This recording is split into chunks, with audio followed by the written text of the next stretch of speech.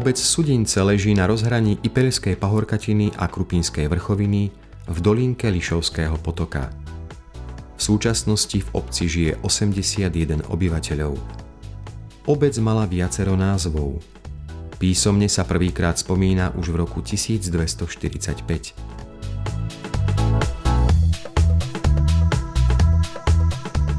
Najstaršou pamiatkou je evanjelický kostol postavený v roku 1858.